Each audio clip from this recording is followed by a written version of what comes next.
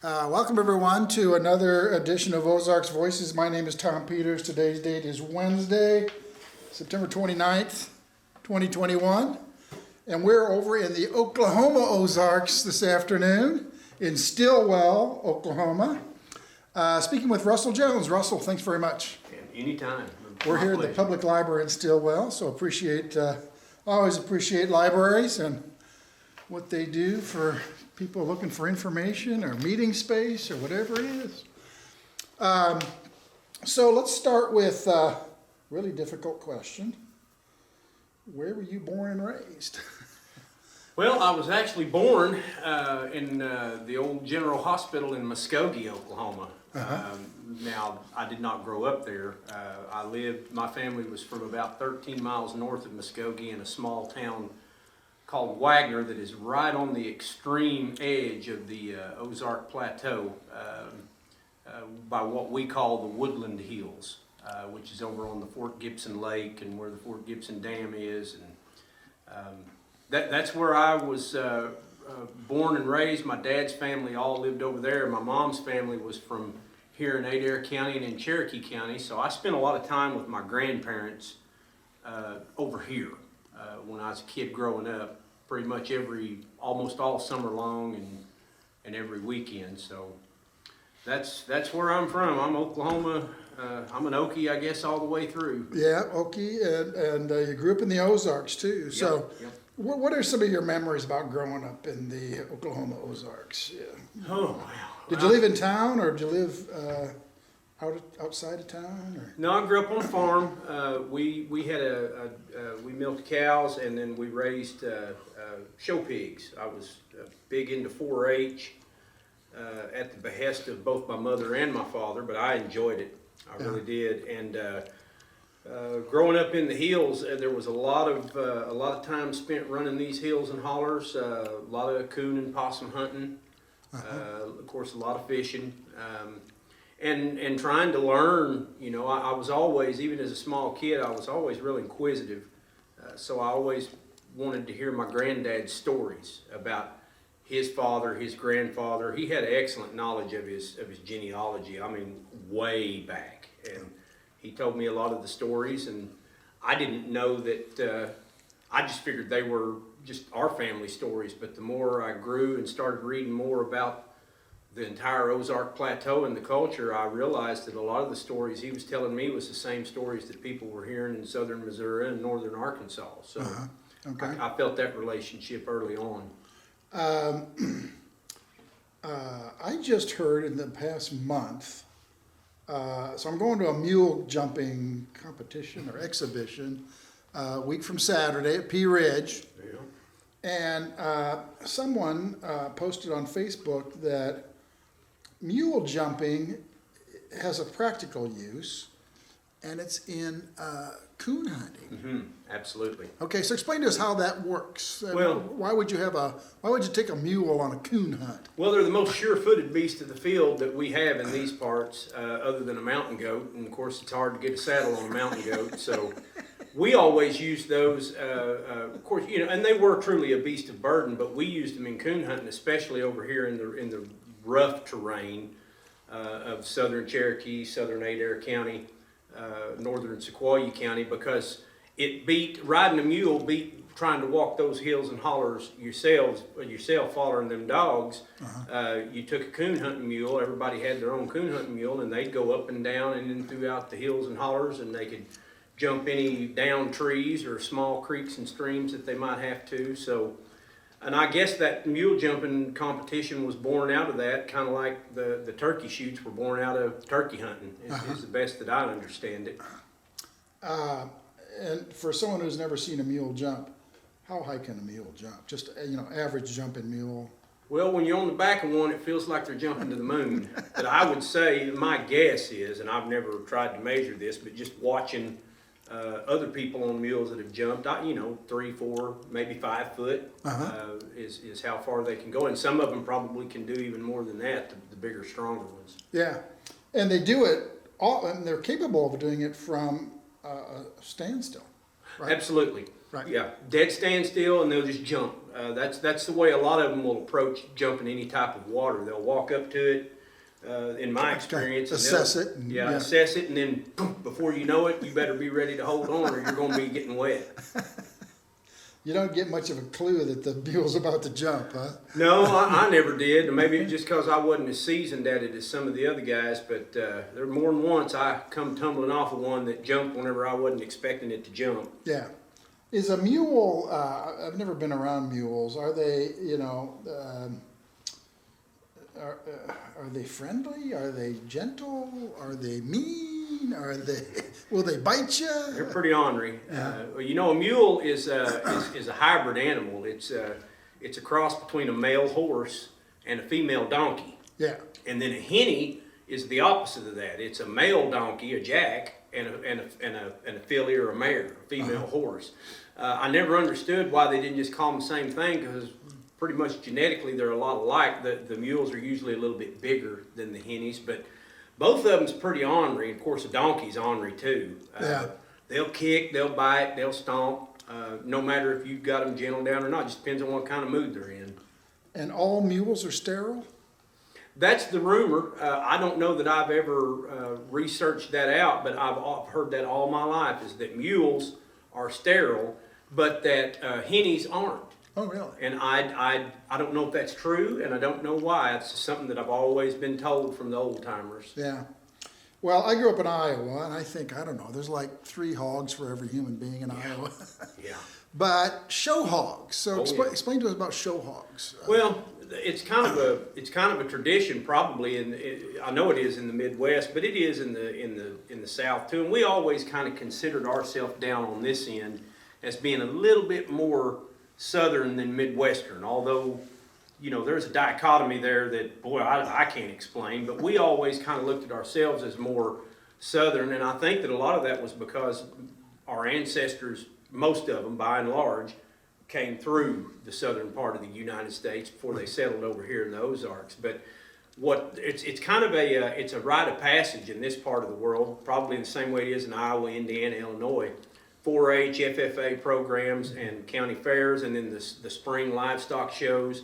And when I was a kid, I always had some calves to show, but pigs was the main thing. I never went a year that I didn't have more than one pig to show. And basically what it is you're just raising a market hog, and you're taking it in and getting it judged to see where it stands up against the rest of the market hogs in the area, whatever show you're at.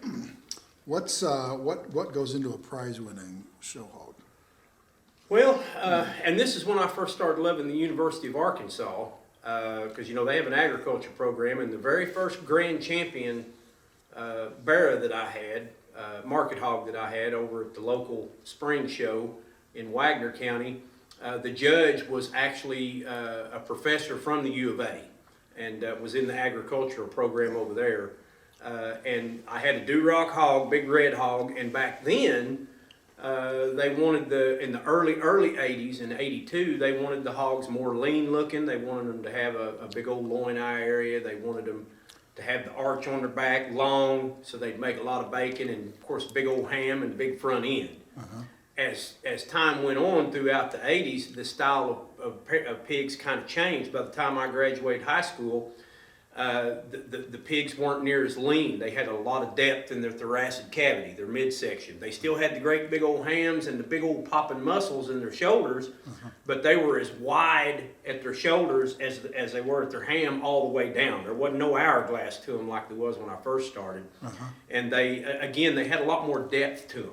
Not particularly fat, although some of them, you could tell when they was going to hang out, there was going to be a higher content of fat, but still producing a lot of good usable meat. Yeah. Just a little bit more flat over their top instead of having the arch. A little less bacon production, a little more ham and steak production, pork steak production, loin eye area. I think whenever I first started showing, a good loin eye area was considered to be around 5.2, 5.3, and by the time I finished showing loin eye, they was wanting loin eye area at hogs that was up to 9. Which is a big, thick piece of meat out of the hog, and You know, they just didn't want the lean as much as they did in the early 80s. Okay. You ever butchered a hog? I've butchered both domesticated hogs on site at the farm, and then I've also butchered some wild hogs. I've Really? done a little bit of wild hog hunting in the past, and I've stretched them both. My uncle Ben Jones was the first person that ever exposed me to butchering a hog one summer when I think I was in between the 4th and the 5th grade, and he had the big old barrel with the scalding hot water, and the pig was anchored up on a system of pulleys, and its back legs was tied up around this crossbar, and we'd wheel that dude down in that water and let him sit there, and then when he come up, pretty much all of his hair and skin just came right off. Really? And from there, you went to gutting him. Yeah. You had to be careful with the bowels, of course. And that's where I always messed him up at. It was every time I would hit that, and then I had a mess on my hands. Yeah. That's just part of it. Yeah, okay. So you dip a hog in boiling water, hot water? We scalded them. What we called it was a practice that was known as scalding. Right. You wanted to get the water. Usually we had an open fire underneath it. We put the barrel about this high off the ground, the fire underneath that, and once you got that water up to a low boil, you could go to bringing the hog down into it. Now that's the way he did it. And there's different methods I've been told, but that's the only one I know about it. You put him down there, I don't know, we didn't keep him down in there very long. It didn't take very long for it to knock that hair right off of him, you know. Really? Yeah. Then you didn't have to do the scraping that a lot of folks do that don't scald. Right, okay. And then, once you get it all butchered, you got a lot of meat. Yeah, you know, and it was different because with a show hog, if your pig weighed over 260 down in this part of the world, it was overweight. It had to be in the fall, like between 180 pounds and 260 pounds, and in the spring it was between 200 and 260, and then they'd split them up light, medium, heavyweights. Yeah. But with a hog that you was going to butcher, you know, even if I had a show pig that was done and he weighed 260 pounds, my dad he didn't want to butcher him that way. He wanted to go ahead and get him up to around 280, 290. Now, some guys said, and of course Oklahoma State University always said back then, 225 is the perfect weight for a butcher. But Dad always said, you're not getting the best bang for your buck. And plus, he liked having some lard. Yeah. So you put a little bit of extra fat on them, and then when you have them butchered, you put that lard in a bucket, and you can cook with that. Render down the water. Exactly, yeah. Exactly. So we do a little bit of that until it, you know, but after a while it's just easier to go to the store. That's done more to kill culture than anything is convenience, I think. It's a good and a bad thing. Yeah. I certainly don't want to butcher no hogs right now, but at least I know how to if I had to. Yeah, okay. Where did your family, so how many generations has your family been here in the Ozarks? My family, me and some of my cousins have extensively researched several different parts of our family, on both my mom's and my dad's side. On my mom's side, I've thoroughly researched 8 different great-great-grandparents, their last names, from Cantrell, King, Davis, McQuistions, so on and so forth, Bohannons. Those folks on my mom's side of the family came over from, they were Scots-Irish that had left Scotland and went to Ireland, most of them, before they came to the Appalachian region. And most of them came in through Pennsylvania, or what's Delaware now, but back then it was Pennsylvania. Or was it New Jersey? I think it was New Jersey now, and but back then it was Pennsylvania colony. And they quickly went down the Blue Ridge Parkway, if it would have existed back then, and settled in western North Carolina, eastern Tennessee. My dad's family was kind of the same way. There was a lot of them that were Scots-Irish, but the Joneses were actually originally from Wales, in the Cardigan Mountains over there. And they came straight into North Carolina and came across. And then it was in about, I think the first family member that I had that settled in the Ozarks was my 5th or 6th great-grandfather, Benjamin Franklin Jones, and he was born, his family brought him, he was born in St. Francis County, Missouri. And then I have family. I've got some the Davis family. They migrated from the Appalachians into Carter County, right along the Current River. In 1820 something, I think the Joneses were there. They got into St. Francis just right after the turn of the 19th century. So they were there by about 1807. Pre-statehood. Pre-statehood, absolutely. And then the Kings, they come in the 1830s as well, but they came in, now they were the one outfit, and they were Irish Catholics. They were the one outfit that were loyal to the Union. My third great-grandfather fought in the Company K of the Missouri Volunteers for the United States Army during the Civil War, and they settled up in Osage County along the Gasconade. And from there, they ended up in Greene County in Springfield. That's where my great-grandmother was born. They went to Taney County for a little while. They all of those 16 families ended up over here in the Oklahoma Ozarks, but they either came into Missouri or Arkansas Ozarks before that, and it was all of them was here between 1800 and 1840. Yeah. So I think when I counted it up the last time I was looking at that, I think I'm either an 8th or a 9th generation Ozarker. Wow. So I've got deep roots, and it's not just one or two families, it's several of them, 16 total, 8 on mom's side and 8 on dad's side that we've researched. Yeah. And we've been doing it for 30 years. You know? So 200 plus years in the Ozarks. The Joneses have been here for a little over 200 years now in the Ozarks. Like I say, they came into St. Francis, I think it was about 1807, something like that. Yeah. And I'm still here, so with 2021, so yeah, over 200 years. Yeah.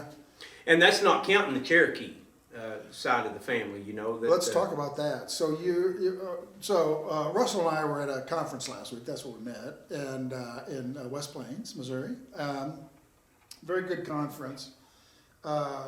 He mentioned during his talk, I believe, that you are 25% Cherokee? No.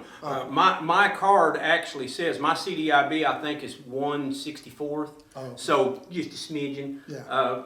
I'm not going to, I won't sit here and tell you that, I know I don't have the outward appearance of an Indian, but I was very fortunate on my grandfather on my mother's side that I spent a lot of time with. He took me to the stomp dances.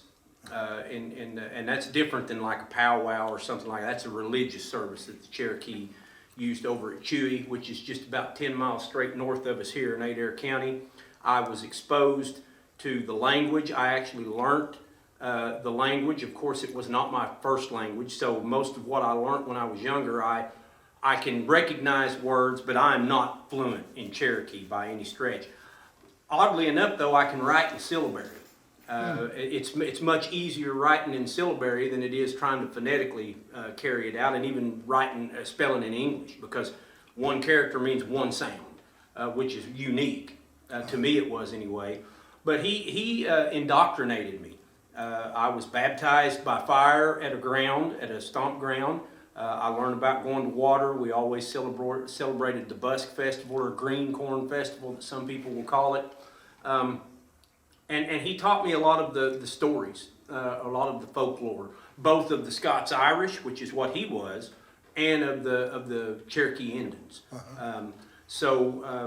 I was exposed to that at an early age, even though I never have identified primarily as an American Indian. I'm proud of my heritage, but I don't see myself as an American Indian. That's something different. To me. I'm proud of it, but it's not anything that the last thing I want to be construed as living in Indian country is a wannabe. That's the worst thing in my mind, and in a lot of minds down here, that a person can be, is claim to be something they're not. And most folks nowadays are claiming to be Cherokee, and they're not. They don't have a drop in them. Yeah. So that's the way we always looked at it. Yeah. That's the way I was taught. You mentioned being a card-carrying member. So how does that work? I apologize. I just don't know. That's fine.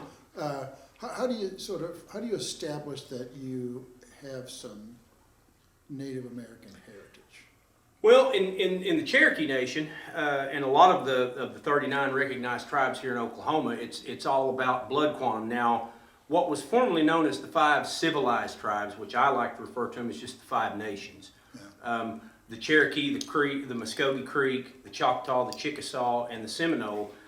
There is no blood quantum requirement. In other words, the blood quantum never runs out. You can be 1/1,000,000th and still get a card if you can prove yourself as a relative back to somebody that signed the Dawes Roll that was taken in this state before it was a state between 1899 and 1906. Okay. Now there's tribes out in western Oklahoma that even if you can prove that you are a descendant of somebody that signed a roll, if you're not at least a quarter, you're not eligible for membership in the tribe. You still will be issued a CDIB card from the government, but that CDIB card is not membership in the tribe. All that is the Bureau of Indian Affairs telling the world that this guy or this lady right here has this much blood quantum.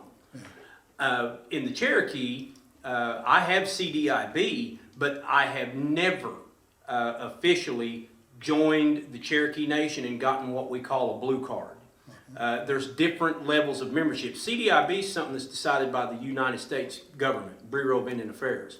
Membership in the Cherokee Nation is solely decided by the Cherokee Nation's government. Right. Now, if you have CDIB, I'm certainly eligible for membership. It's just not anything that any of my family ever signed on to. And I've asked about that, and what I've always been told from the old timers in my family that are long since gone now was that our particular part of the family protested the Dawes Act, and so we did not sign up. Even when they tried to arrest some and make them go sign up in Muskogee, my family hid out, and they never wanted to have a part of that, and I don't know why. Okay.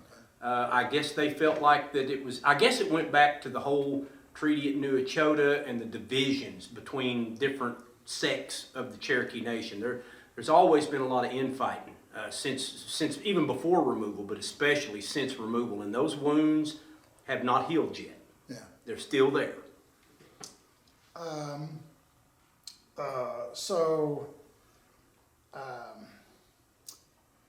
The Black Hills actually spills over into eastern Wyoming.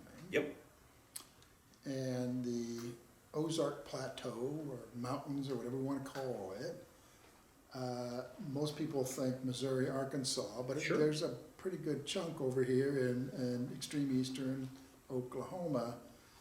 I've never asked anybody from Wyoming and the Black Hills of Wyoming. Do you feel like you're in the Black Hills, or you're a lesser citizen or something? Yeah.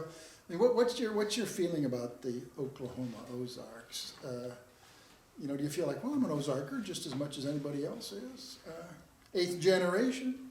I feel and identify as an Ozarker first and foremost, but that's a cultural thing for me. Really? I mean, even more like than in Oklahoma? Absolutely. And I work for the state of Oklahoma in the Department of Human Services, and I'm a division director, or not, I'm sorry, a district director, and I'm on the division leadership team, and I've been a part of that for over 20 years now. So I spend a lot of time going all over this state. At various times in my career, I was a statewide trainer, so I've been to every corner of Oklahoma. Once you cross that Grand River, or probably what folks in Missouri or Arkansas might refer to as the Neosho River. We call it the Grand here, but it's the same thing. It's the same. Once you cross that body of water, it's a different world. They talk different, even in Tulsa, which is only about an hour and 20 minutes due west of where we're sitting at right now. Right. They talk different. They think different. They have different. They come from different places. Out in extreme western Oklahoma, and really not even extreme western Oklahoma. Anything from I-35 on, there's a lot of folks that live out there that's ancestors were actually the Germanic peoples that came into Wisconsin, Minnesota, North and South Dakota, and then came down through Nebraska, Kansas, and settled in Oklahoma during the land run. Right. So they have that, and they're different.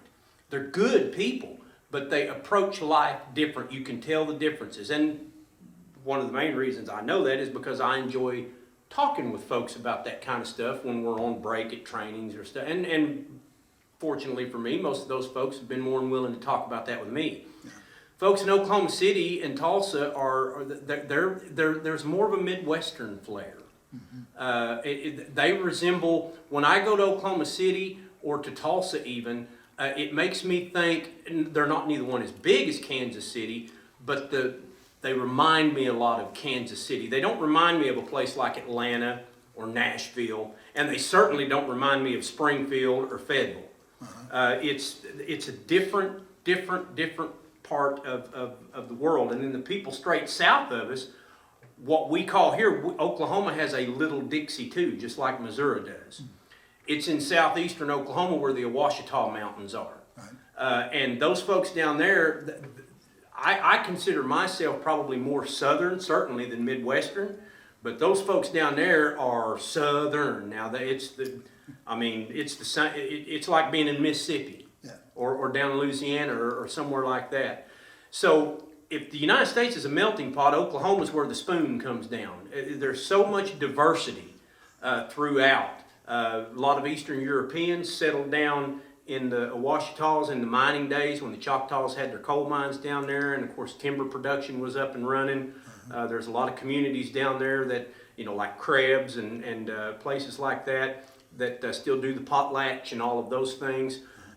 So what I can tell is that in this part of Oklahoma, we're just like a lot of those others, we're a little bit different. And what I feel like in knowing people from southern Missouri and northern Arkansas, I seem to relate much closer to them, and one of the main reasons is because I've still got a lot of family in those hills. Yeah. So it's just always been a natural fit for me.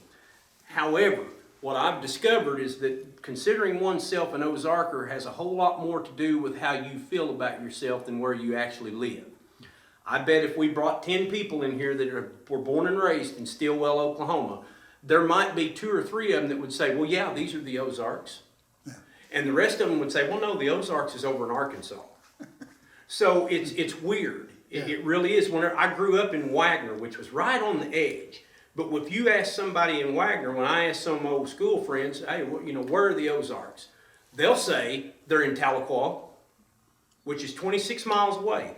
But my son and daughter are both in Tahlequah, and when you go over there and talk to people that they know, especially the younger folks, they'll say, well, no, this isn't the Ozarks. These are the Cookson Hills. Yeah. Well, but the Cookson Hills are but the Ozarks are east of us. They're over in Arkansas. Yeah. Very seldom in Oklahoma do you have anybody that will say the Ozarks are in Missouri. It's always the Ozarks are in Arkansas, unless you get up around Miami. Uh-huh. And then they'll say, well, yeah, there's Ozarks in Missouri and in Arkansas, but that's not us. Uh-huh. Okay. And then you've got some guys like me and gals like me that do relate and understand that, yeah, we consider ourselves as part of the Ozarks, and it's a vibrant part as far as, may not be a big part. I think that there's 3 core counties, which this is one of them, Adair, Cherokee, and Delaware. Every bit of those counties are totally in the plateau. Uh-huh. And then there's another 5 counties that pieces of those counties are in the plateau, like Mays County, Ottawa County, Wagoner County, Muskogee County. Sequoyah County is almost a core county. There's only about 5% of that county that's not on the plateau that's actually in the Arkansas River bottoms, right there by Fort Smith. Right. So it's an interesting subject. Anytime you want to talk about it, I'll guarantee you. And where are the Ozarks? Where are the Ozarks? And the way I always look at it is it's pretty much just kind of how you identify. Yeah. I identify, and a lot of times you'll hear me call them, or people will hear me call them the Okiezarks. I've nicknamed a lot of these, and I'll say, well, I'm going to go back over here to the Okiezarks now because, that's sets it apart, maybe. Yeah. I don't know, and I'm not an exceptionalist, but it just seems like most folks in the general public don't understand that these are the Ozarks here too. Somebody made the point last week that among the younger generations, identifying as an Ozarker, within a given population, seems to be tailing off. Yeah. Fewer and fewer young people say, yeah, I'm a proud Ozarker. Yeah. Here, I don't know how it is in southern Missouri or northern Arkansas, but here it does seem to be that way. Yeah, why do you think that is? Well, I liken it a lot in the same way that my views are on my American Indianness. I don't identify with it as much, even though I know that was my undergrad degree. I was a double major in history and in Native American studies from right there in Northeastern State University in Tahlequah, Oklahoma. Yeah. So I always wanted to know more about it, but it wasn't ingrained in me. Yeah. The Ozarks have always been ingrained in me. Through your family. My family handed that down to me and charged me with keeping that going and handing it down to my descendants. Yeah. That was important. My mother, my grandfather, they wrote down every story they ever told. And I wrote them down too. And then whenever they both passed, now I've got volumes upon volumes upon volumes of family history type stuff. And every bit of it you'll see them talking about or writing about or thinking about the Ozark Hills. Yeah. The hills have always been a special place to them. However, I don't look at that the same way when it comes to being a Cherokee. So I think that has a lot to do with it. It's whatever you identify with. And I think a lot of the younger folks are also that are American Indian. I don't think they're identifying with their Indianness as much as they used to. And I'm a living example of that, even though I'm not young anymore. So I think that it's maybe just a natural flow, ebbs and flows of life that carries us to a place to where we have to decide what we are. Yeah. And that's what they've decided. And maybe as they grow older, they might take more interest in their heritage. It's very possible. Age changes your thought processes. I can tell you that. I can second that. Okay, so back to, I would say that based on what I've heard about your family, that kind of migration pattern, I would say, would be typical. I'm not denigrating it, but it's just, Sure. I mean, a lot of families kind of followed that same basic Yep. route. Here's a question I've never seen any kind of a discussion of it. Why did they move so often? Was it land? Was it feeling crowded? Were you playing out the soil and let's move farther west and start over again? Why, or is it something about just part of America, that impulse to go west, Going west on Route 66 has a lot more meaning for people that come from LA to Chicago on 66. That's right. As an amateur undergrad historian, I can't, I'm working on a master's in it right now, but I don't consider myself a historical expert and probably won't even if I'm fortunate enough to get my master's degree in it. The way I look at that, though, is that there's really two reasons for the movement. It seems like that especially in the late 18th and throughout most of the 19th century, there was this unquenchable wanderlust that urged people further and further west. It was almost like the West was romanticized and was mythological, and they felt like they had to keep pushing further west. Better opportunities. Farther west. And I also understand that land bounties from the Revolutionary War and the War of 1812 had a lot to do with people moving from the backwoods, what was called the backwoods at the end of the Revolutionary War, on into new territories like Indiana and Tennessee and Kentucky and Ohio and so on and so forth. Yeah. But I think in my family's case, I've only had one incident to where it was recorded, and it was my grandfather that recorded about his great-grandfather, Ferdinand King. And they were the Kings were the ones that were the Irish Catholics and were loyal to the Union that settled in Osage County. And what he always told, what my grandpa said that his great-grandpa, Ferd King, always told, that didn't die until he was 92 years old right here in Adair County. He was actually murdered right over here at Freewater Community. But what he always said was that I've got to have more room. They get to closing in on me, son, and I've got to move. Yeah. And I think that was part of it too. Yeah. But I also feel like that ties in directly with the wanderlust. I think that people just were restless, more restless than we are now in a lot of ways, or maybe in different ways. I mean, I think we're restless today too, but where you gonna go? Yeah. We ain't already been there. I mean, Mars, the moon, right. That's what people keep talking Yeah, about. there's no frontier. Yeah, exactly. Yeah. So I think that it's a combination of both of those and probably many other things too. Yeah, I honestly don't know. You know, maybe another part of it is, as the younger generation matures and marries, well, we're gonna go start a farm 50 miles west of here. I think that's reasonable, absolutely. Independence. Yes, and, you know, I don't know about the economics of it. Maybe it was the farther west you went, the cheaper the land got by and large, I don't know. Well, they've done a lot of land, there was a lot of, in each step of the way, historically, there were a lot of times that the government tried to recruit people to come to these lands. And so the there railroad was, companies would, they'd paint, let's call it a rosy picture of the opportunities. Yeah, and of course, when the families got to the Ozarks, they found out real quick that life's not easy in the Ozarks, especially back then. Right. I mean, it ain't easy nowadays in a lot of respects. We've got a lot of dependent school districts around here. You know, they're not going to be floating bonds in the communities they're in because the only way unless somebody starts finding a use for mining flint rock, there is no tax base in a lot of these areas in the Ozarks. So those schools are not going to thrive if they were independent. Yeah. So I think that's what a lot of them found is that no matter how rosy it was, when they got over here, they realized that it was a hard life at that time. Even and the y'all come letters that a lot of people wrote, and I've got several copies of y'all come letters that my family wrote to folks that hadn't moved over here yet back in the 19th century. And what I found in those is that they wasn't telling the whole story about, they just wanted a company in their misery, I think sometimes. You know, I need help. Let me see if I can recruit some family to come out here and help me farm convince this. somebody to come out here. Yeah, exactly.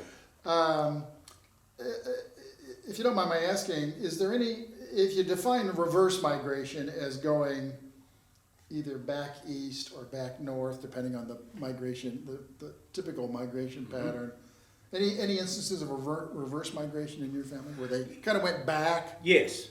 One, and my family's got lots of stories. But Andrew Perry Cantrell, he was my, also a Civil War veteran. He was born out in South Carolina, up around Rock Hill, right at the edge of the Appalachian, in the Piedmont area of the Appalachians, Smoky Mountains, whatever you want to call them out there. He converted to Mormonism in the 1840s, 50s, whenever, he may have converted before that because, you know, the Catawba tribe was out in that same area of South Carolina. I think they still have a reservation there in Rock Hill as well. But the Catawba were the only American Indian tribe that were proselyted by, the Mormons actually proselyted the Catawbas and converted a great amount of people in the tribe. Well, that was in the same area where Andrew Perry Cantrell was born, who we all knew as Perry Cantrell.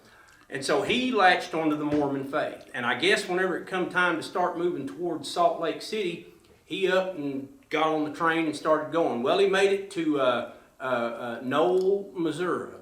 And he coming through the Ozarks, I remember my granddad telling me and reading some of Perry's writings. Fortunately, a lot of my family were able to write in a time to where some couldn't.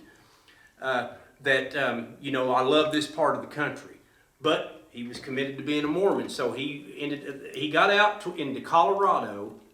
And the story goes that one night, I guess the Mormons were celebrating, making it over halfway. And Andrew Perry noticed that a lot of the Mormons, men and women, started dancing. And he may have converted to Mormonism, but he was an old Deepwater Baptist from back in the hills on the East Coast. Dancing wasn't jiving with him. It upset him so much, he said, I can't do this.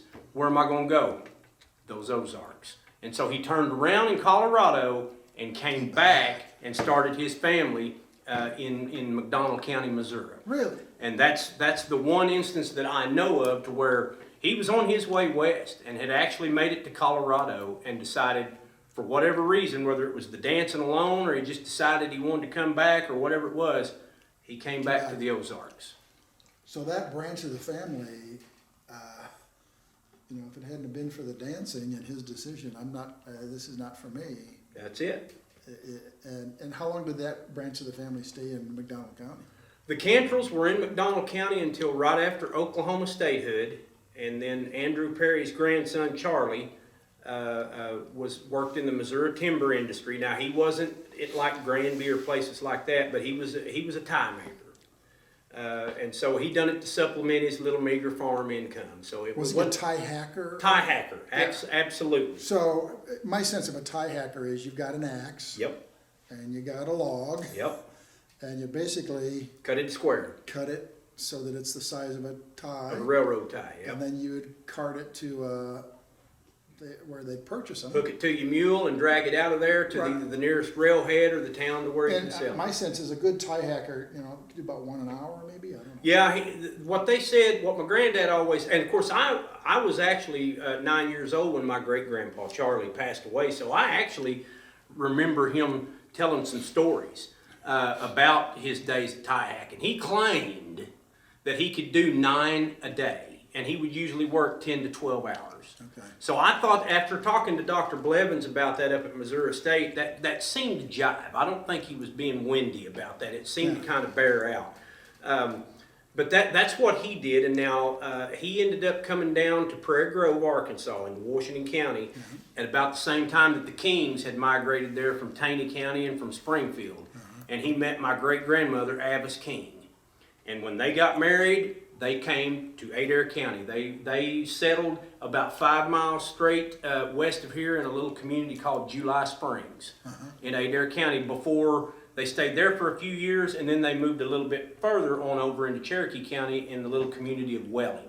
And that's where all of my family ended up staying, right there. And that was the talk that you gave last Thursday, was about Welling. Yes, yes. Which is pretty much a ghost town now? Yeah, there's the only thing left there, that they still have their little fire department and they still have their post office, but even the store closed, the one store that they did have. And there's only a couple of the old original buildings still standing. The old Gray Brothers store, because it was made out of native stone, made out of flint rock. And then the Hodge House, and that's because the pastor at the Welling General Baptist Church back in the 60s actually bought that property, and he totally renovated it because he knew what it was. And it's still over there and in good shape, and it's wood frame, but most of the other stuff either fell in or burnt that was there in town. They pulled the railroad tracks up. You can still see the humps where the tracks went through there, but if you don't know what they are, you don't even know that that's what they are. Yeah. Cemetery? Is there a cemetery over there? The cemeteries, there's not one. Okay. It was bad luck among a lot of the Cherokee to bury your dead where you lived. So they always would go out away. It was close to the proximity. The nearest cemetery, and where a lot of the folks the old timers that passed away in Welling, where they ended up buried, was about 3 miles due north of Welling in the Boudnot Cemetery, named after the famous Boudnots, Elias E.C. of the treaty party that came over after New Echota. That's where all of my Kings and Cantrells are buried at. My mother was the last one that we buried there about 4 years ago. Now you go on further south out to a little community called Tailholt, and it's also known as Caney. It was known as Caney by the American Indians, and the white settlers that come in renamed it Tailholt. There is the Caney Cemetery and the Caney Church that are in Tailholt, the community. So figure that one out. But that's the 2 nearest cemeteries to Welling, and I've got the Davises and some of the other sides of the family are buried out there. Yeah. Okay. Can we go back to hogs for a minute? Sure, you bet. So you said you've also hunted and dressed wild hogs. Yeah. Mm-hmm. I know precious little about wild hogs, but my sense is they're a destructive animal. Yes. And that they're hard to hunt, I imagine, and they're ornery, and hard to just like find one. Yep. You can find evidence of, but they root around a lot. They probably cause all kinds of erosion, when and they're wild, Yeah, they'll hurt you if you ain't watching what you're doing. Yeah. And they used to be, there was a time that you didn't hardly hear of any feral hogs around here, but long in the late 90s and early 2000s, guided hunts became a thing down in Texas and in southern Oklahoma. Yep. And so a lot of these land managers would go out and buy javelinas and turn them out on their acreage, and then guide city folk to come down and hunt them. Shoot 'em. Well, over the years, a lot of those hogs, you can't keep a hog in anything. I don't care what. I've seen them climb hog panels before. You're not going to.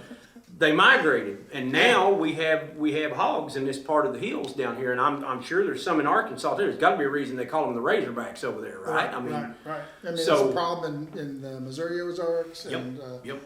and it seems like it's a growing problem. It is, and I think it's because of the way that they were commercialized and purchased and then put on these tracts of land for these organized hunts. Really? You used to 10 years ago, I could go down to the sale barn in Worcester, Oklahoma, down in Latimer County in the Ouachitas, and I could pay $25 or $30 and buy all the javelina pigs I wanted a piece for that were 9, 10 weeks old. Yeah. And bring them home, feed them up, kill them, take them to the butcher. But they've outlawed that now because it has become such a problem. Really? For the farmers in Oklahoma. And my wife and I, we milk goats. We have a goat dairy farm. Oh yeah. And I'll tell you right now, if it wasn't for the Pyrenees, the protector animals, I'm sure that I would see more signs of them, because before I got those dogs, I'd see them pigs out there, and they would even mess with the goats. I mean, they're not just leave me alone and let me root. Them things are ornery now. So, that's my experience with them. They're aggressive, huh? My experience, they are. Yeah. That's been my experience. And, almost any pig is whenever, any sow is when she has piglets. But boy, them dudes will eat you alive now. If they've got pigs, you don't even have to be messing with them. Really? And they'll seek you out. Really? So, again, that's my experience with them. What does wild hog taste like? Is it just more sharper kind of meat taste, or? Well, it's going to have a little bit, if you don't cook it right, it's going to have more of a gamey taste. It's a lot leaner than domestic pork. Yeah. It's good, but again, it's like cooking deer or any other wild animal. You have to know how to cook it. And what we mainly would do is just like we did with the deer. We'd take that meat, soak it in milk overnight, and that seems to take the game out of it. And if you don't do that, the best I can describe it is it's got a whine. It's got an aftertaste to it that just kind of, it don't sit right with you. Some people like that, but I never did like that, the game flavor. I used to go deer hunting when I was a teenager with my dad. We'd go out to the Black Hills of Wyoming. Mm-hmm.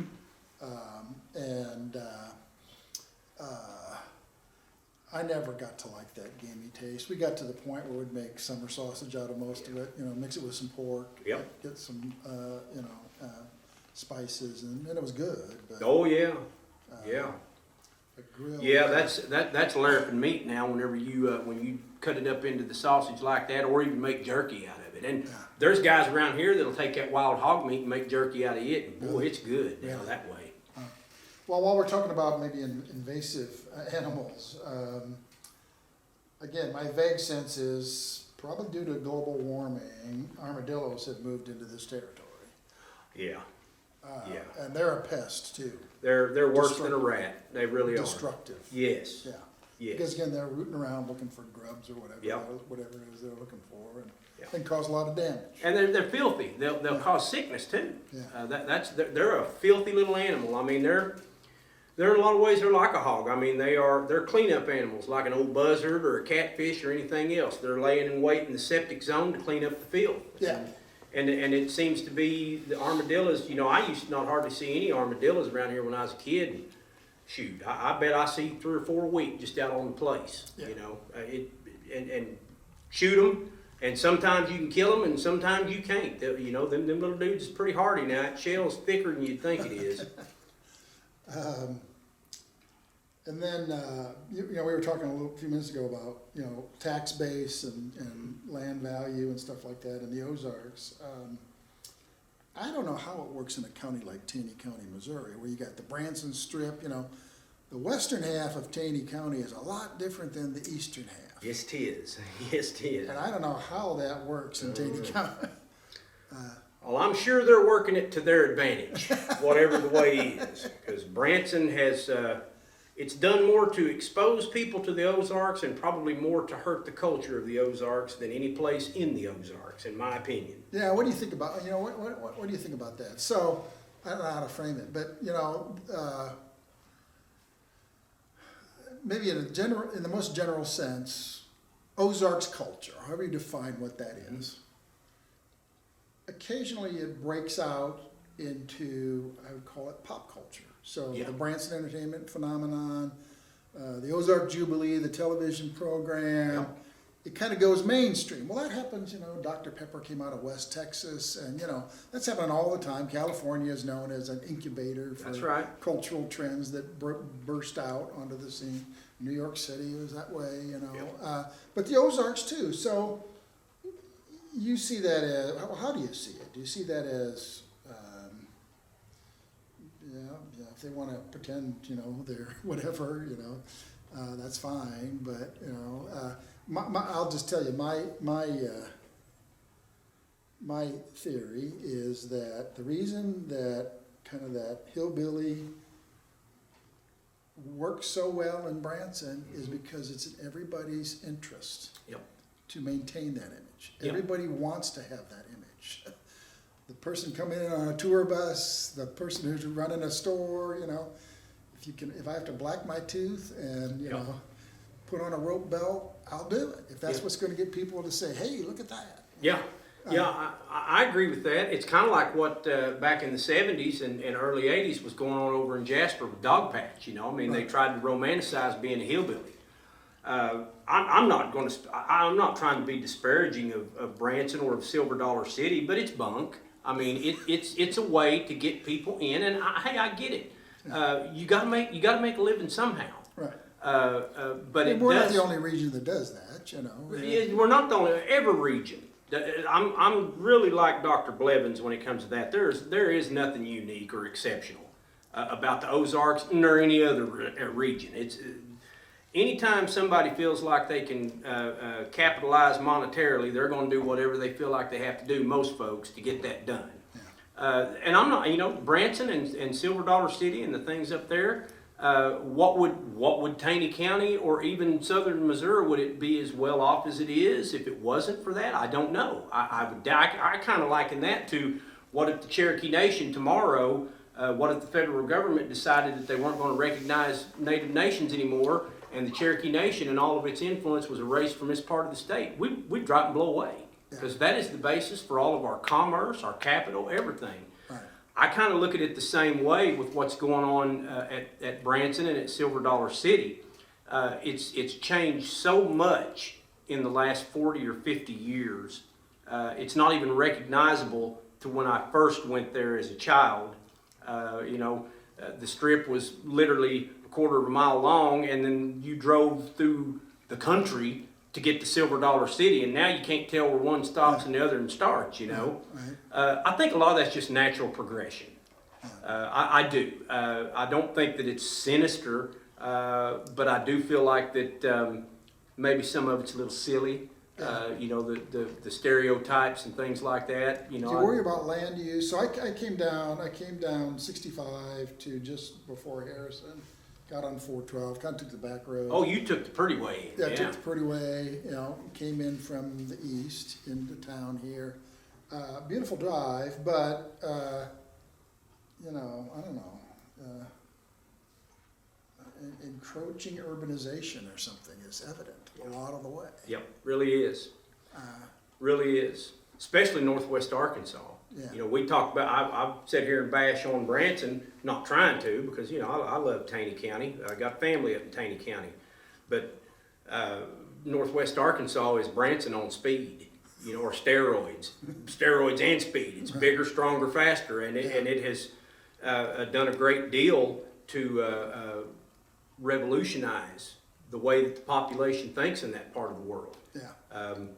I don't think it's lost its Ozark identity yet. I think that it's clear that most folks believe that if they're in Fayetteville, Arkansas, they're in the Ozarks. But there's certainly a big city feel to it that wasn't there 30 years ago. Yeah, I agree. I was there, I was in Bentonville, and I was like, it's the Ozarks, but it feels a little bit different than It is, yeah. most other places. Yes. you know, kind of, I don't know what to call it, trendy urban or something. It is. It's trendy urban. It's more progressive politically. You know, you're going to find that Washington County and Benton County are one of the only two places that will elect a Democrat to anything in the state of Arkansas. And that's kind of the way Cherokee County is in the Oklahoma Ozarks, another college town, Tahlequah, Northeastern State University. And it's becoming, even though it's not near the size as Fayetteville, it has that same trendy urbanized feel to it because of who is there now. The transplants in. Like the Ozarkers that founded it and made it develop and grow have now been replaced by these folks that are not from the Ozarks originally. Yeah, and you know, so pretty much as near as I can tell, everybody migrated in, even the native peoples, into the Ozarks upland region.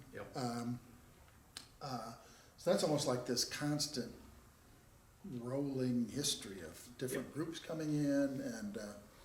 And about your family, so again, my very vague sense is, you know, economics drives a lot. And there were a lot of Ozarkers who would they'd go out to the shipyards of Oakland, or they'd go out and pick fruit in the Pacific Northwest, or they'd go out and help with the wheat harvest. You know, they'd go out to raise money. They were not planning to stay out there. Right.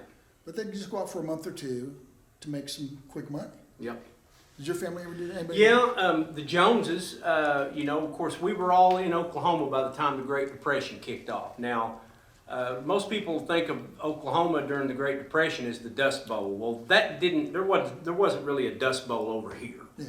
That was more out west. Yeah. There ain't no dirt to make dust over here. It's Flint Rock. That's it. You know, you can't even drive a fence post over here without hurting yourself or hurting someone. But it was still economically depressed, just like the Ozarks had always been in past years.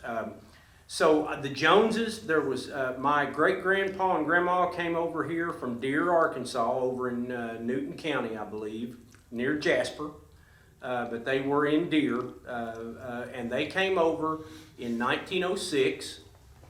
And then after they came over, they were farmers, and my great-grandma and grandpa had a total of 12 children. One of them died at 6 months old, so that 11 of those 12 made it to adulthood. Wow. And most of them lived to be up in their 80s. Now, the oldest girl only lived to be 32. She had a disease, and it ended up killing her. But my grandma and grandpa, great-grandma and grandpa did not go to California. But when the girls grew up and got married here, and the Depression hit, their husbands took every one of them but 2 of the girls. There was 8 girls and 3 boys. 6 of those girls and their husbands took them to California.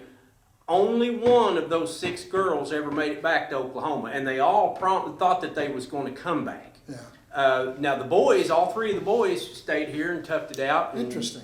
made farming, and 2 of the girls, and if you'd have known those 2 girls, Aunt Martha and Aunt Eth, they's too ornery to let a depression whoop them around. They were just, one of them was Pentecostal holiness and shout her hair down, and the other one was a Free Will Baptist preacher's wife that was just as bad to shout her hair down. And so they didn't go, but well over half of the family did, and most of them never came back. And then the other family on my mom's side, my great-grandmother was a McQuistion.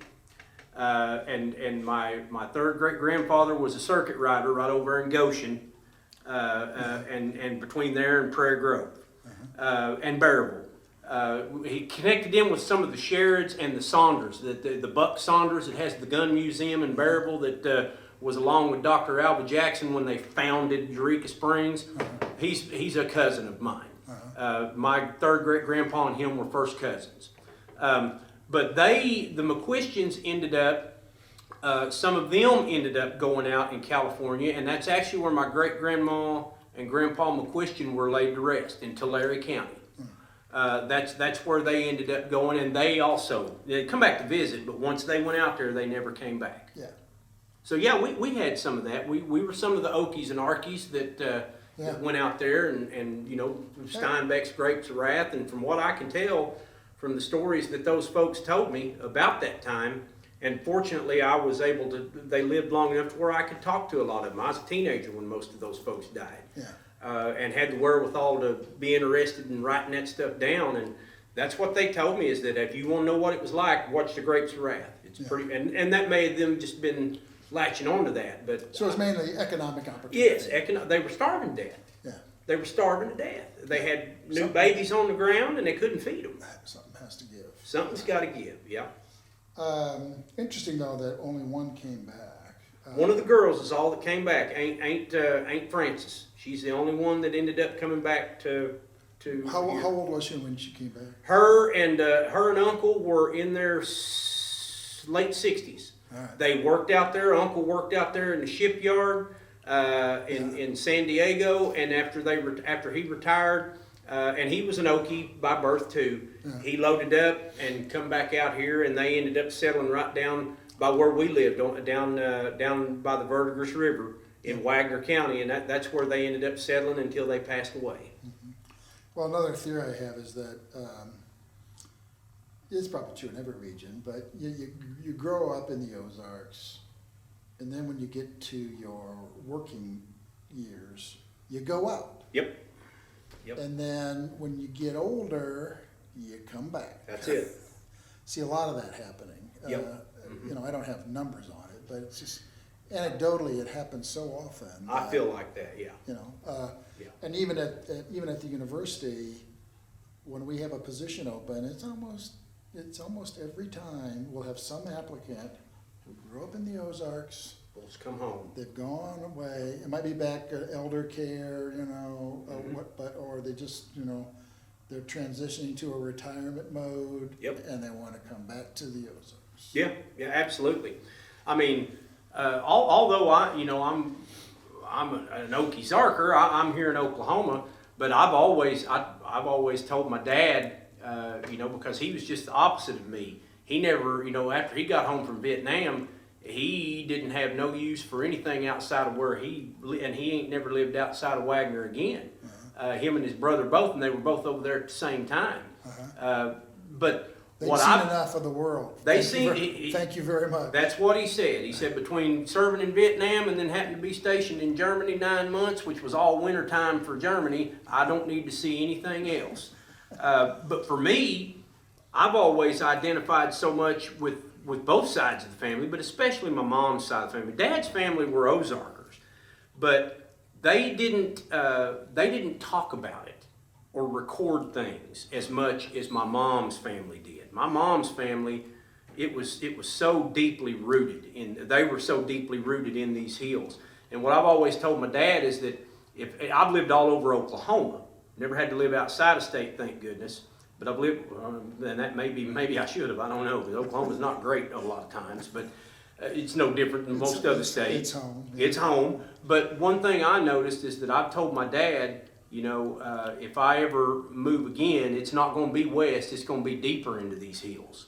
And that's if I decide not to stay where I'm at. Yeah. I certainly could envision myself living over around Mountain Home or Harrison or Bearville or even up by Nixa or someplace like that. West Plains is a beautiful town. I mean, and it feels the same to me as being home because it looks like this. Yeah. Cleaner, but still looks like this. Yeah. To me. Yeah. So that's kind of my thoughts too. If I ever leave Oklahoma, I won't be leaving the Ozarks. I'll be going deeper into them. Yeah. And you want you want space. Yeah, I'd want to be able to take my livestock and have a little plot of land. Don't have to be a great deal. Probably no more than 40 acres. So I'd like to have more than that. But if I don't have no more than that, that'd be plenty to take care of and milk a few goats on, raise a couple of pigs, and fattening the calf up. And that's what I see. I know that that's not glamorous, but that's my way. I mean, I was raised by farmers, and that's what I'll always be. They'll always be a part of that. Of course, I can't do it full time for a living. They can't hardly nobody do that anymore. Right. But it's still something that's in you, and you can't get rid of it. So you're a non-traditional student. You're not 18 to 24 years old. No, not more. Are you enjoying it? Yeah, of course, whenever I got my undergrad degree, back in the 90s, because I graduated high school in 89, there wasn't no such thing back then as online classes. About the best we could hope for was weekend college. That was just becoming a thing back then. So, and then when I got my first master's, I didn't get it until I think I finished it in 2013. Okay. So I had a little experience with online stuff, but still not fully like it is with Missouri State. And I didn't know how that would be. And my son, he was a history major here at Northeastern and graduated. And he done a lot of the online stuff. And he's like, Dad, you're going to like it. It's so convenient. Yeah. And sure enough, the Blackboard, it's wonderful. Yeah. It's research and classwork, and it's so much better. Not that I didn't like going to libraries and digging through special collections, and I will do that. Be careful, though. I know. I'm a librarian. I will do that, but it's also real easy to have that little laptop to where I can tap into those libraries and not have to worry about going to Springfield and taking a couple days off. I'm a librarian. I've been a librarian for 34 years, but I will gladly say, if I'm in the library, and I'm working on a book about the Ozark Jubilee, if I search Google Books and I find what I'm looking for, I am not going to go, even if we have the book in the library. It's right there on my screen. Yeah. It doesn't get any better than that. Well, it makes it good for me because if this would have been 25, 30 years ago, I don't know that I would have been able to chase this dream of focusing my master's in history on the Ozarks because Missouri State's the only place that really does that. Yeah. And that has an expert or experts there that can truly dig down. I could have went back to NSU and got an American Studies master's, and I could have myself focused on the Ozarks, but none of the professors there have the knowledge of the Ozarks to tell me if I'm right or wrong. Yeah. I don't have to worry about that at Missouri State. You invented it up there. So it was the perfect place for me. And I don't have to move. I didn't have to quit my job. I didn't have to move. I can stay where I'm at, get it done. And then if I want to do something with that degree, I have that option at that time. So it's worked great. So you're enjoying it? Yes, yeah. Mm-hmm. So you're an Ozarker, I'd say, you're I believe so. 8th generation, pretty much spent your entire life here. Yeah.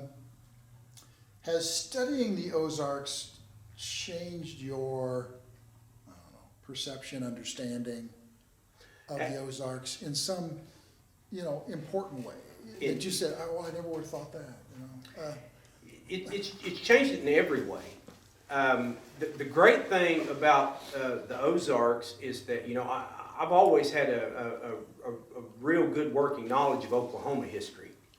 But now I feel like I'm getting a better working knowledge of Missouri and Arkansas history to boot. And I'm not trying to leave out the little 50 square miles in Kansas. I just haven't spent a lot of time on that yet. I intend to, because they're Ozarkers too around Galena. But what I have, the way that I view that whole thing is that it's all about just how you're going to live. And how you want to live. And to me, that's just always the way that I've identified. Yeah. I mean, I don't know. I can't. It's hard to explain. Yeah. If you had to describe, if there is an Ozark spirit, how would you describe it? Oh well. Is there a monolithic Ozark spirit? I don't know. I don't know. I think I think a lot of the spirit of the Ozarks is the spirit of America. I don't know that there's really any unique spirit in the Ozarks. I think that we want what a lot of people in the United States want. We want to be able to take care of our families, and we want to be able to live free and have our independence. But at the same time, we feel like we have a responsibility to the land and to the people of the land to give back if we're ever in the position to where we can. And that's one thing that's one big difference that's kind of lifted the scales off my eyes since I've started really studying the Ozarks. There's a lot of things, obviously, that I didn't know. And there was a time that I probably would have believed, my untrained eyes would have believed that, well, yeah, this is unique. We're different from everywhere else. I know that's not the case now just because of the studying that I've done. Yeah. The classes that I've taken, the instruction that I've had. And it's not just buying on to what somebody's teaching because you respect them. It's that to prove it to me. I may not be from Missouri, but you still gonna have to show me. But I'm not a moron, so I can see. Right. And when something's shown to me and it's like, well, that's right, well, then it don't bother me at all to think, well, my previous conceptions were wrong. Yeah. So that's kind of the way that I see that, and I think that that's one major way that the scholarship of studying it, the formal study, has really helped shape my mind about it. And to me, it's filling in the missing gaps.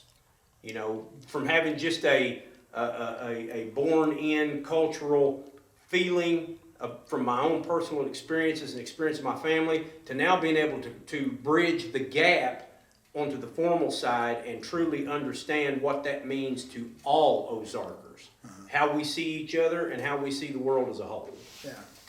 What do you see for the future of the Ozarks? You think it's a rosy future, not so rosy future? Is it unpredictable? Who knows? I think that life is unpredictable, period, no matter where you live, where you're from, what country you're in, what state you're in, what county you're in. I think that there's a lot of unpredictability. That's what makes life fascinating to me, is the unpredictability. I know a lot of people may have a little bit of trouble with that, but I've always been pretty flexible. However, I do believe that life in the Ozarks, the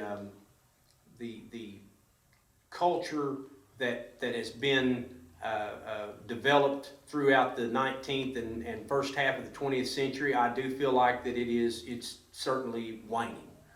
I'm not saying that it's ever going to die. I don't think that Ozark culture will ever die. But I do feel like that as time goes on, there's probably going to continue to be fewer and fewer people living in the Ozarks that truly understand what it is to be an Ozarker. Yeah. And I don't even have a rule book on what that means, because my third, fourth, fifth great grandpa that was born in 1836 along the Current River would look at me and say, "Son, you're soft. You ain't no Ozarker. You didn't live the life I've lived."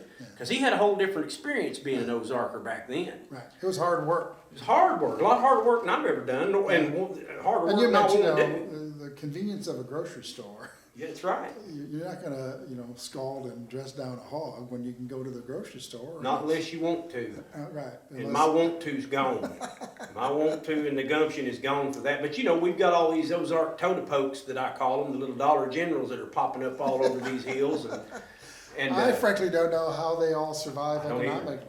I mean, there's a lot of people in these hills that need stuff and don't want to drive very far. Right. That's the one thing that makes me think that Ozark culture can survive, because we still like to stay where we're at. Yeah. And we enjoy our privacy, a lot of us do, and we enjoy being at the end of the dirt road, where if somebody pulls up, I'm going to want to know why they're here, because they shouldn't be. Right.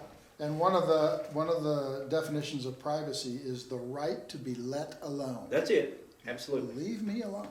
And I don't want to come off as some old curmudgeon, because believe you me, I'm as an Ozarker goes, I'm probably far more I'm probably far more progressive and left than most people. That's the one area that if I had to take an Ozarks test, that I would probably fail miserably, and people would say, "This guy can't be an Ozarker because he don't vote a certain way, or he don't look at things." I don't own a gun. I feel like that that women are human beings equal to men, and they ought to be able to make decisions about their body and whatever they want to do in their life just like I should, and that you cannot legislate morality. Now, that's my personal beliefs about things. Yeah. So I have that in there, but what I can say still, even with all of that, I love helping people, but I still am an introvert at heart. I just want to be left alone. Yeah. I don't want no trouble. Yeah. If I want to go see somebody, I'll go see them. I don't need you coming to see me, unless you're one of my grandkids, and then the house is yours. Yeah. Get the right to spoil your grandkids. That's right. We haven't talked about music at all. So I grew up in Northwest Iowa. Nice place. Doesn't have a strong musical tradition. The Ozarks does, I would suggest. Yeah. And as near as I can tell, and I don't know how it happens, but it's either you're from a musical family or you're not. That's it. Yep. I'm not. Well, But if you're from a musical family, it's just part of the family life. it is. It is. Are you from any of your? Oh God, yes. Yeah, I'm a musician. I play in 3 different bands. I can play pretty much anything with strings on it: bass, lead guitar, rhythm guitar, dulcimer, banjo, mandolin, acoustic guitar. If it's got strings, I'll be able to pluck something out on it. I come from a long line, the Cantrells. Matter of fact, the name Cantrell, the original, where that name got from was they were the cantors in the old Church of England, and so they played the bells, and that's where our name came from, that Cantrell name. My mother was a Cantrell, that was her maiden name, and she was a singer. My grandfather was a General Baptist preacher and a singer and could play what we call the mouth harp. People call it harmonica by and large nowadays. He taught me how to play a little bit of the harmonica. His dad, his grandpa, and his great-grandpa were all musicians that could play banjos. My great-grandma, Charlie Cantrell's wife, Avis, who was a king before she became a Cantrell, was a piano player and a singer in the early 1900s before she was killed in a horse accident. I have been playing music since I was probably about 17 years old. I've been in the studio and recorded scratch tracks for the likes of Garth Brooks. I've shared stages with Merle Haggard and the Strangers. I've played with the Turnpike Troubadours, shared the stage with them, Blackberry Smoke, the Nitty Gritty Dirt Band, Little Texas, a lot of folks that my bands have opened shows for in this area. So music is part of your life. It's part of your family life. Music is absolutely the cornerstone to my life. I started out the first traveling band that I was ever in was playing bluegrass music. I was a banjo player, and then I'd play mandolin on some songs too. And we traveled all over the United States, parts of Canada, playing good old Ozark bluegrass music. And I was always shocked at how big bluegrass was in places where there weren't no hills. I thought if you're bluegrass, you got to be in the hills. And it was as a 25, 26-year-old feller getting outside of these hills and going all over the country and into another country playing music, I learned real quick that you don't have to be from the hills to really love your bluegrass. And these folks knew more about bluegrass music than I did. And I was up there playing. They could tell me, and they named bands and people. I don't know who that is. So it runs very deep. It runs very, very deep in my family. A lot of Ozarks families. I think you see that thread in both the Ozarks and Southern Uplands, Southern Appalachians. I think you see a lot of that there too. And of course, that's where all of my family that came to the Ozarks came from there. They was there first. Right. But I also think it's a lot when you think about the Scots and the Scots-Irish and the Irish, that music has always been central in those cultures too, at least from an outsider looking in. Yeah. It appears that way. Yeah. So I think it was just natural, but I agree with you that it's either in there or it ain't. I don't know that it's something that you can develop. Yeah, it's not, I enjoy music, but sure. I don't play music.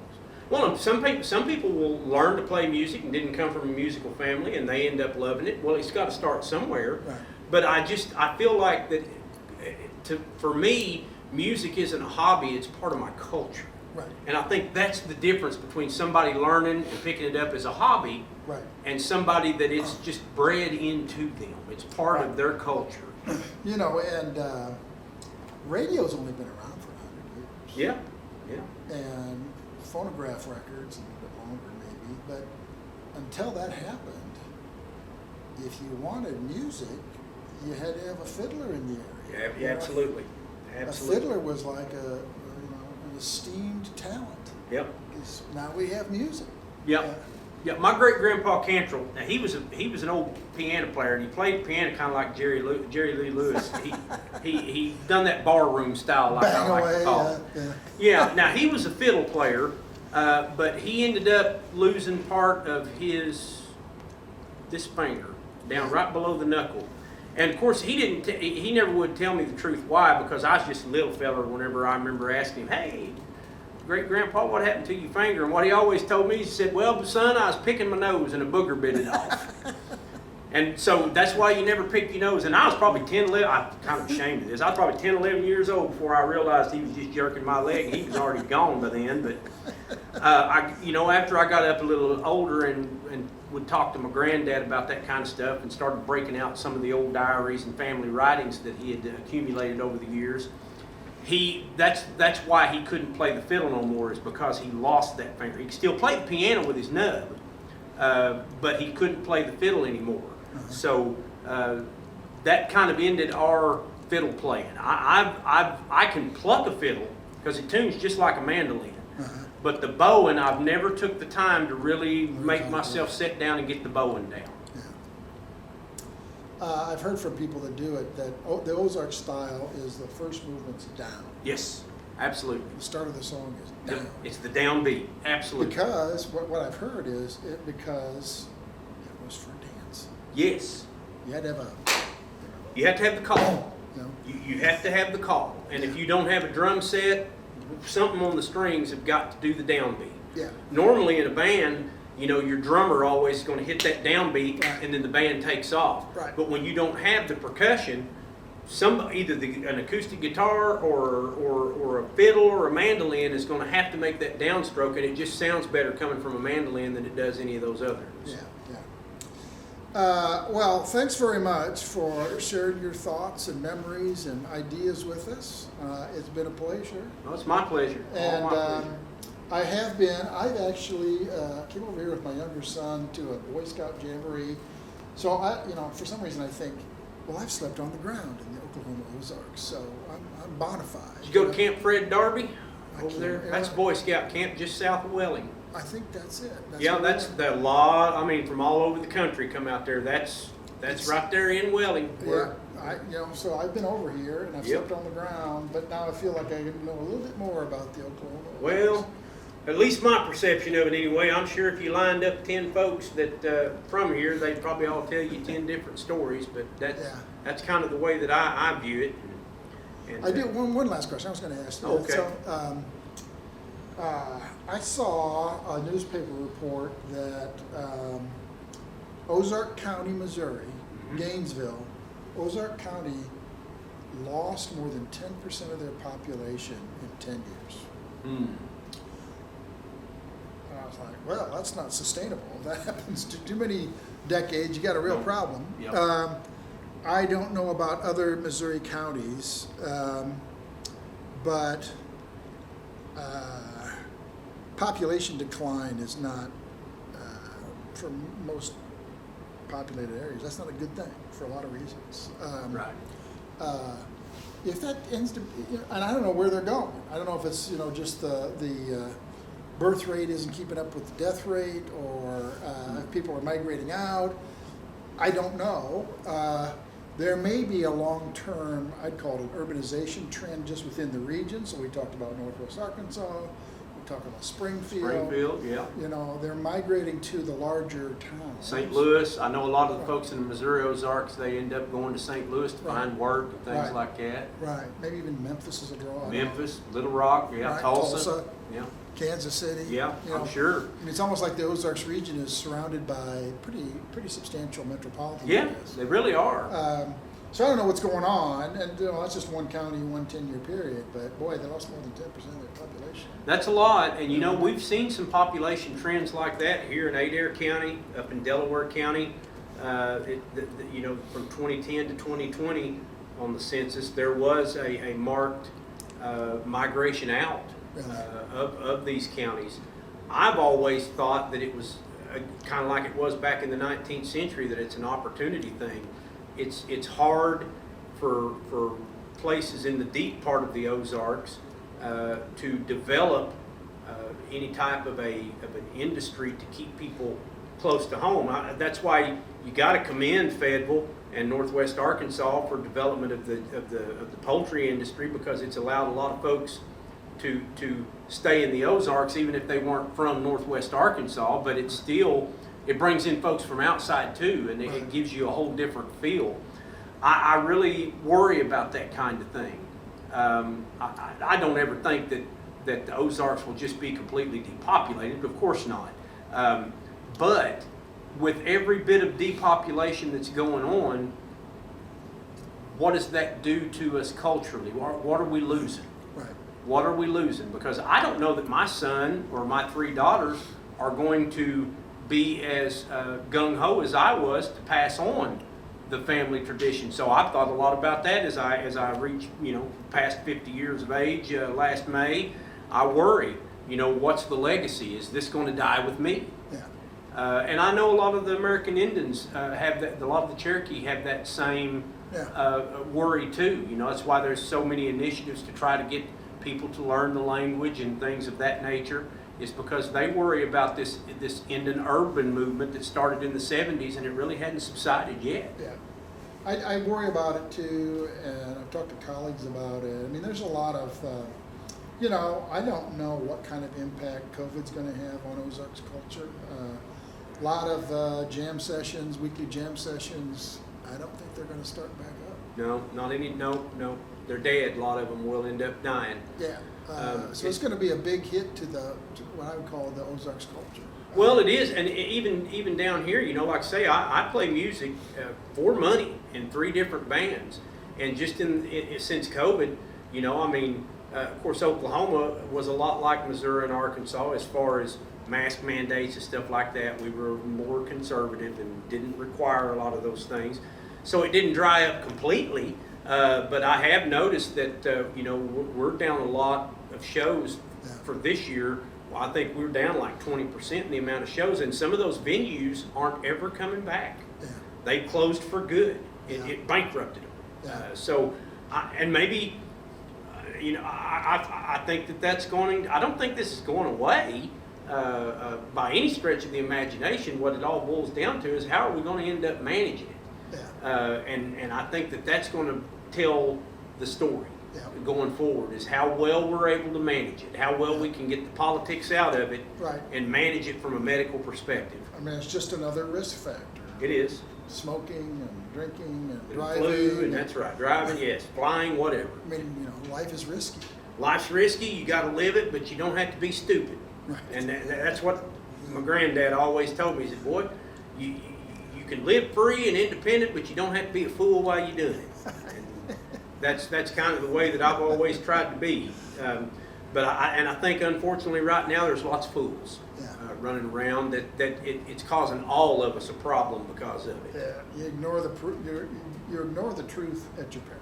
That's it. I agree with that. Absolutely. Well, thanks very much. We've been speaking with you. Russell Jones over here in the Oklahoma Ozarks. Thank you very much. I appreciate the opportunity. Thanks. Yeah.